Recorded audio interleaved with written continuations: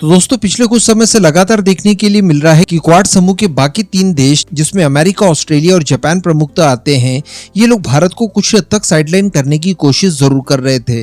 अगर स्पेशली बात की जाए पिछले कुछ समय की, तो यहाँ पर कुछ 2 नई डेवलपमेंट देखने के लिए मिली, जिसमें इन्होंने क्वाड 2 को गठित किया। क्वाड 2 में भारत की जगह फिलीपींस को शामिल किया गया और बाकी के 3 देश एज इट इज थे। अगर कुछ समय के लिए जापान को हटा भी दिया जाए तो ऑस्ट्रेलिया, अमेरिका की तरफ से पूरे इन बातों के संकेत मिले कि वो भारत को हर हाल में साइडलाइन करने की कोशिश कर रहे हैं। इसके बाद स्क्वाड की भी अवधारणा की गई, जिसमें एक एडिशनल देश को भी शामिल करने की बात कही गई। यहाँ पर भी भारत का कोई जिक्र नहीं था।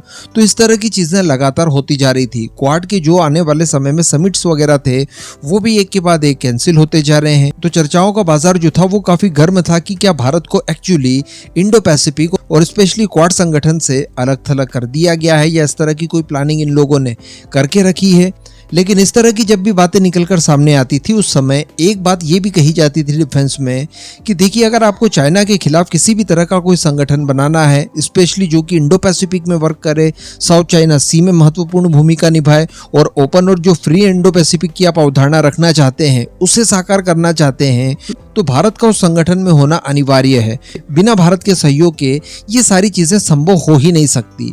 इसके अलावा अगर वर्ष 2022 की बात की जाए, जब तक क्वाड में किसी तरह की कोई परेशानी महसूस नहीं की गई थी, उस समय ये बात निकलकर सामने आई थी कि क्वाड नेशंस भविष्य की रणनीतियां तैयार करना शुरू कर चुके हैं और इसके लिए फंड भी आवंटित किया जाएगा। आप ये रेफरेंस पढ़िए जो कि मैंने व्हाइट हाउस की ऑफिशियल वेबसाइट से लिया है। इसमें बताया गया है कि बेसिक इंफ्रास्ट्रक्चर को बिल्ड करने के लिए क्वाड नेशंस $50 बिलियन तक का फंड भी अर्जित करेंगे और इस फंड का इस्तेमाल वेरियस कामों में किया जाएगा, जिसमें आपसी व्यापार को बढ़ाने के लिए बंदरगाहों का निर्माण किया जाएगा, नए रूट्स के ऊपर काम किया जाएगा। लेकिन जो सबसे ज्यादा इंपॉर्टेंट था वो था सैटेलाइट बेस्ड मेरीटाइम मॉनिटरिंग का कॉन्सेप्ट। यानी क्वाड नेशंस अपने लिए एक स्पेशली सैटेलाइट को लॉन्च करवाना चाहते हैं, जिसका काम ये होगा कि ये मैरीटाइम मॉनिटरिंग करके इन्हें सारा का सारा डेटा रियल टाइम में प्रोवाइड करवाए। अगर इसे आपको नॉन टेक्निकली समझना है तो आप ऐसा समझिए कि 4 देश क्वाड के ये एक सैटेलाइट को लॉन्च करवाना चाहते हैं, जिसका काम ही ये होगा कि वो चाइना की सभी गतिविधियों के ऊपर नजर बनाए रखे, स्पेशली चाइना की नेवी के ऊपर, जो कि साउथ चाइना सी में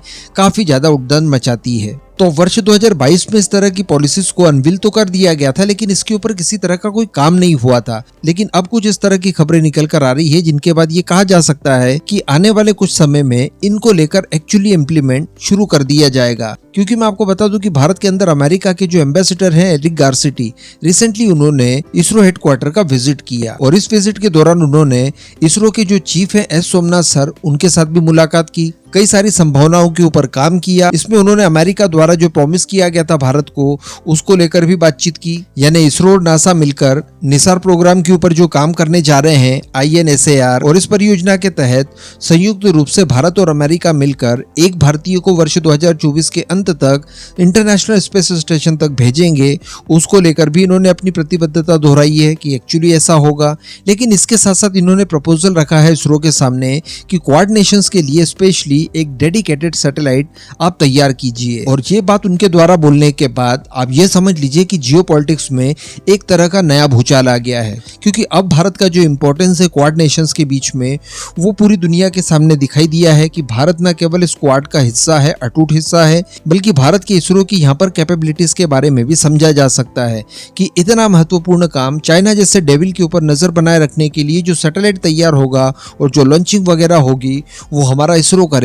डेफिनेटली इसमें बाकी की स्पेस एजेंसीज भी सहयोग कर सकती है और करेगी ही करेगी, अलग अलग पेलोड भी अपने प्रोवाइड करवाएगी, लेकिन जो मुख्य जिम्मेदारी होगी वो भारत के इसरो को दी जाने वाली है। इससे ये साबित होता है।